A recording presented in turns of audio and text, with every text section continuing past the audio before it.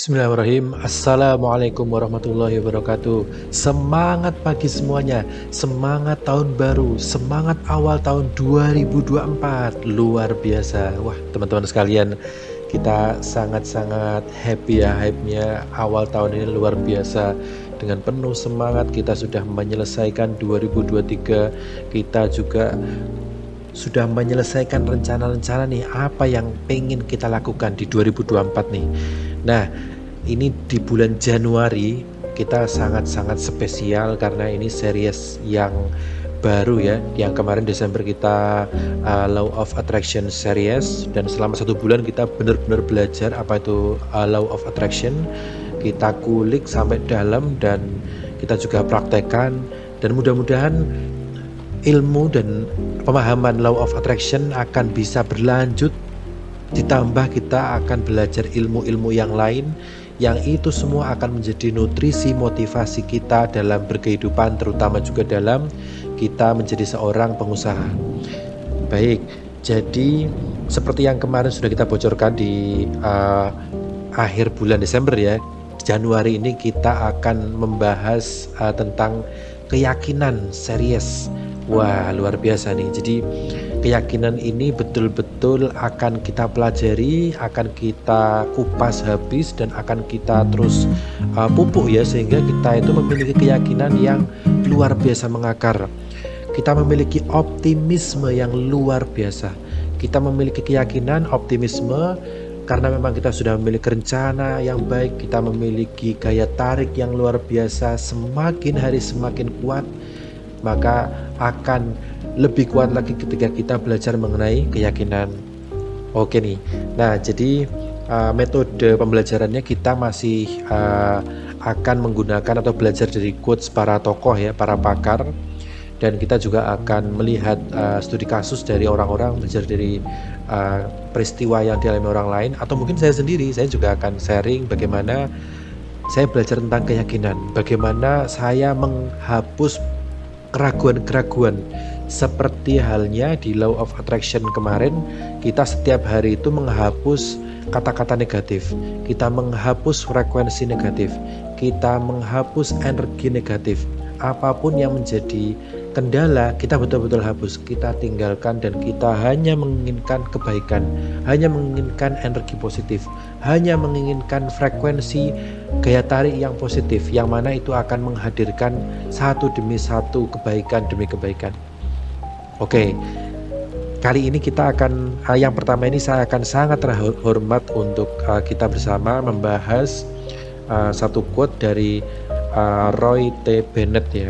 Beliau cukup banyak memberikan quotes tentang optimisme, tentang keyakinan ini.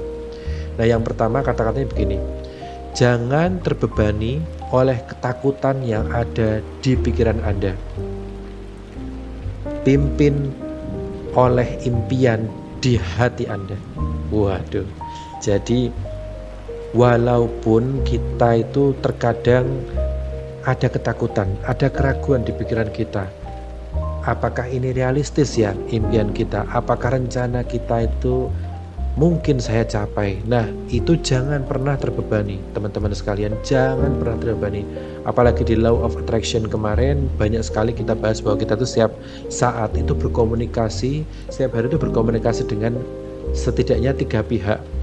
Yang pertama berkomunikasi dengan Tuhan, dengan Allah. Yang kedua berkomunikasi dengan orang lain, dan yang ketiga kita berkomunikasi dengan diri sendiri. Nah, kita masih banyak ya porsinya membahas bagaimana kita berkomunikasi dengan diri sendiri. Tapi terkadang kita itu justru terbebani dengan ketakutan, kita terbebani dengan masa lalu, kita terbebani dengan beban-beban yang memang sudah kita kenali di waktu-waktu sebelumnya, dan itu sangat-sangat mungkin menghambat teman-teman sekalian. Maka perlu kita memberikan satu keyakinan, satu keputusan bahwa impian di hati kita, impian di pikiran kita itulah yang akan memimpin arah kita.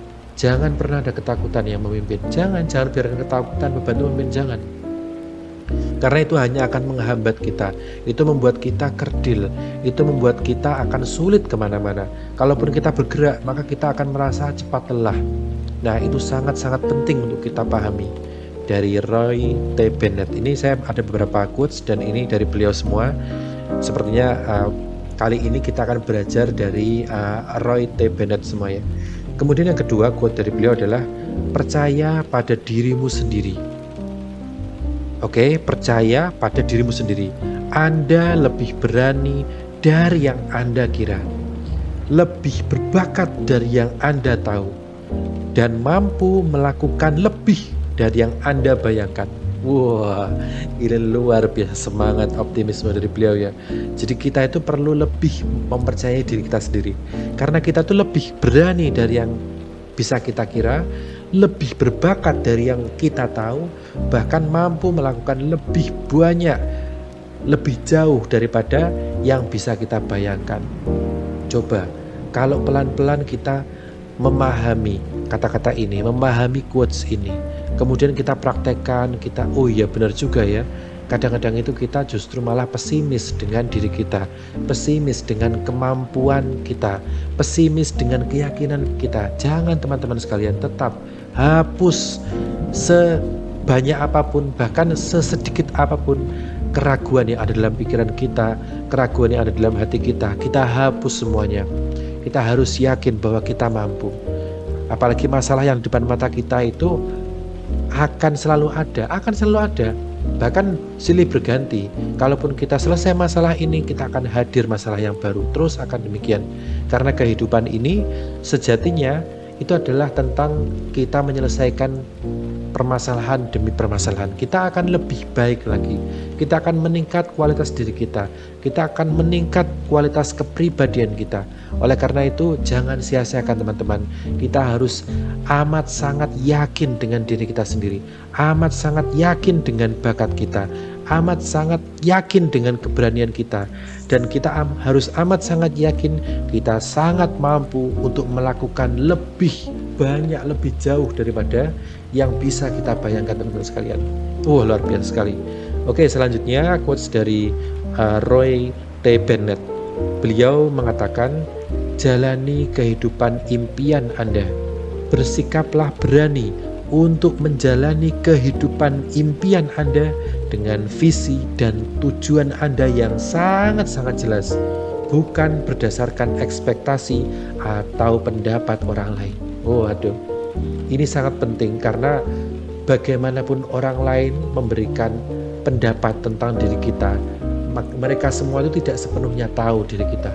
Walaupun 1, 2, 3 pendapat mereka bisa melihat punggung kita, mereka bisa melihat bagian belakang kepala kita, mereka bisa melihat hal-hal yang memang tidak kita sadari. Tapi itu hanya sebagian kecil saja teman-teman sekalian. Bagaimanapun yang menguasai diri kita adalah kita sendiri. Yang memahami diri kita adalah diri kita sendiri. Lebih-lebih lagi kita sudah berkomunikasi dengan Allah, dengan Tuhan kita. Maka semestinya itu kita tuh semakin yakin teman-teman. Semakin yakin kita sudah berupaya untuk memahami diri kita. Kita sudah berupaya untuk mohon petunjuk kepada Allah, kepada Tuhan kita. Untuk kita dibukakan pintu hidayah, agar kita tahu siapa diri kita, agar kita tahu kemana diri kita, agar kita tahu bagaimana cara mengatasi problematika, cara memahami problematika yang ada di depan kita, dan bagaimana solusinya, agar kita tahu.